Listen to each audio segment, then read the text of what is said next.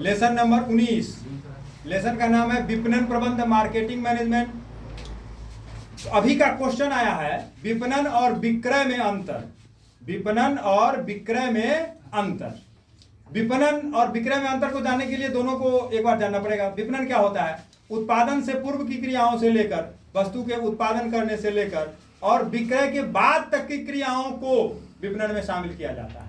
जैसे ग्राहकों की इच्छा के अनुरूप छोटी मोटरसाइकिल का उत्पादन किया होंडा ने और फिर उसको बेचा, फिर बेचने के बाद भी उसको गारंटी पीरियड है, वारंटी पीरियड है, सर्विसिंग कर रहा है, ये सारी टोटल क्रियाएं क्या कहलाती है? विपणन। अब विक्रय क्या हुआ?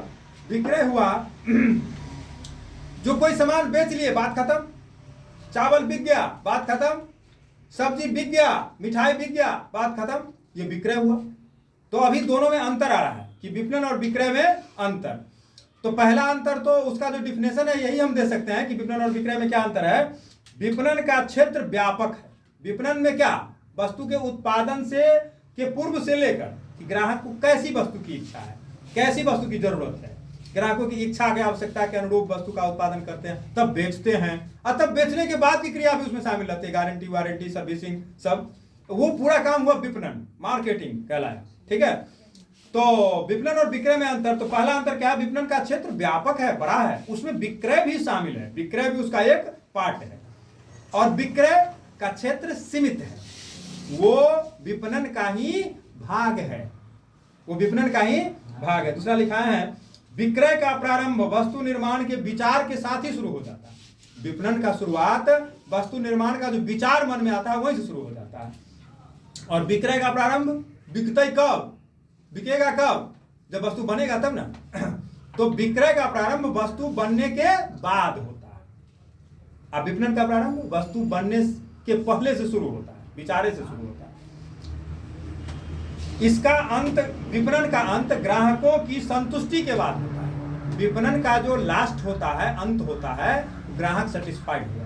क्यों? गाड़ी का सर्विसिंग करने का सुविधा कंपनियां प्रदान करती है ग्राहकों को संतुष्टि के लिए, सुविधा के लिए, तब ना फिर दूसरा ग्राहक गाड़ी लेगा। तो विपणन का अंत जो होता है ग्राहकों की संतुष्टि के बाद। अब विक्रय, सामान बिका गया, हाँ अपना घर, हम अपना घर की मतलब वहां से आगे। विपणन आधुनिक अवधारणा, मार्केटिंग जो है ये आधुनिक मॉडर्न बात है। अब विक्रय तो जमाने से, बहुत पुराने जमाने से चला आ रहा है। ठीक। विपणन क्या है? आधुनिक अवधारणा। अभी का जो सामान आपका होता है, मान के चलिए कि कोई वस्तु, किताब ही आपने खरीदा, किताब में आपको कुछ अच्छा नहीं लगा तो आप जाते हैं, दुकान वाला आपको वापस कर देता है। ठीक है। या मोबाइल आपने लिया, मोबाइल लिया और मोबाइल में कुछ खराबी है, टेक्निकल खराबी है, 1 साल उसका वारंटी पीरियड है, तो आपको फ्री में वो काम करके बना के देता है कि नहीं देता? yes, कंपनी वाला। तो वो क्या करता है? आपको संतुष्ट करता है, आपको खुश करता है। ठीक है। और विपणन क्या है? आधुनिक अवधारणा। लेकिन पीछे जो जाइएगा, बहुत पीछे, 10 साल, 20 साल, 30 साल पीछे, तो कोई सामान आपने लिया तो अगर खराब है तो हो गया, बात खत्म, आप रखिए, उसका कोई जिम्मेवार कंपनी नहीं है, बेचने वाला नहीं है। ठीक है। तो विपणन, इतना जो ग्राहक को सुविधा देने की बात आ गई है, ये कब से आई है? नए जमाने, आधुनिक जमाने। विपणन आधुनिक अवधारणा है और विक्रय पुरानी अवधारणा है। हाँ, ये